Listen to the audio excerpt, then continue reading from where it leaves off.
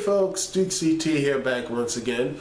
I'm doing some little bit of messing with the camera settings right here. So if you like them, that's great, that's awesome. But if not, well, I'll just go back to Smart Auto and just throw my stuff on this there. So anyway, what I'm going to be talking about today? Well, I'm going to be talking a little about the WWE.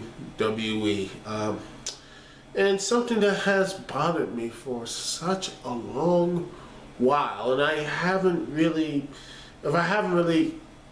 talked about this problem. I'm sorry if I've already gone over this problem. Maybe I did, or maybe not. Or other people, other YouTubers in the YWC or what have you probably talked about it. Is the evaluation of the Intercontinental title and the United States Championship.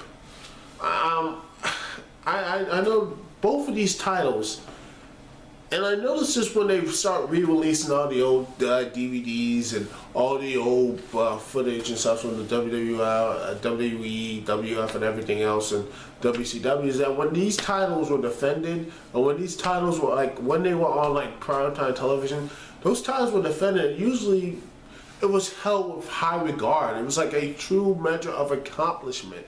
Once you beat if you have the United States Championship, you have the Intercontinental title, that's like you're one step away.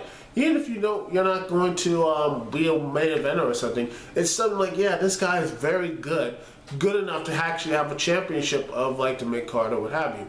And when you had the brand extension way back in 2002, when that started, and then when they brought the Intercontinental and the United States Championship back around the 2000, I want to say 4, maybe it was 2005.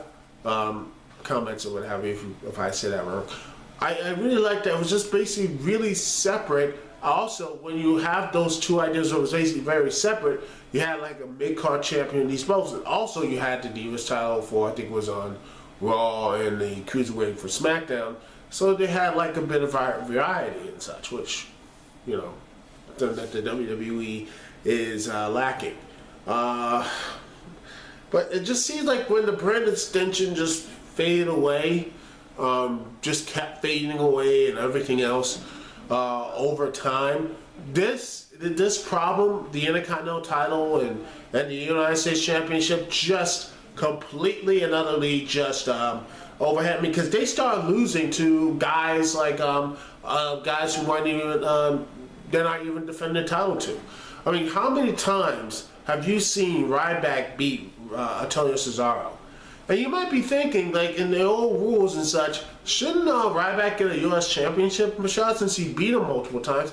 Oh heck, what about Randy Orton and Wade Barrett? Since he's beaten him for the Intercontinental title, shouldn't that be for the Intercontinental Championship? I mean, shouldn't he get, shouldn't Randy Orton become the Intercontinental Champion by the amount of times Randy Orton has beat Wade Barrett?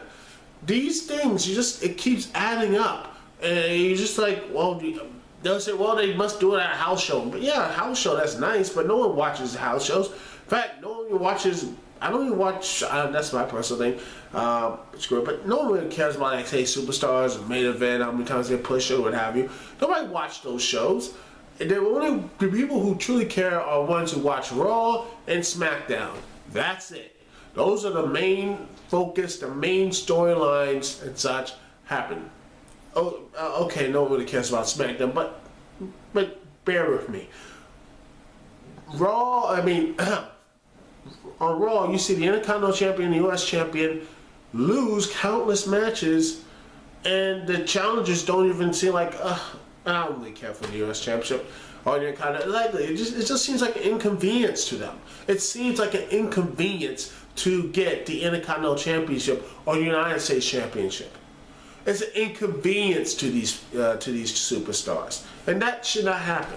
It should never be an inconvenience. The United States Championship and the Intercontinental title should never be an inconvenience to a championship holder or anyone who wants to challenge for it. This is supposed to be for the next guy up, or someone who is he fought for this. This is for the Intercontinental title. This is for the United States Championship. It's for that to build a guy up, or just say, you know what, I congratulate you, run or what have you, and give guys great matches. otherwise, this really is something that the WWE really don't care about. It just, at this point, I think honestly the WWE should just drop the belt. Drop both of them. If they're not going to give the tender love and care that these championships need, are just going to keep just throwing on these buys and just hopefully it will make them relevant. Because how many times do you say, oh, heel superstar, face superstar, say, oh, I'm going to make this championship belt mean something. In a coding, the Intercontinental US title, this championship belt will mean something again. No, it doesn't. It doesn't mean anything. You guys lose every other time I see you on Monday Night Raw or SmackDown.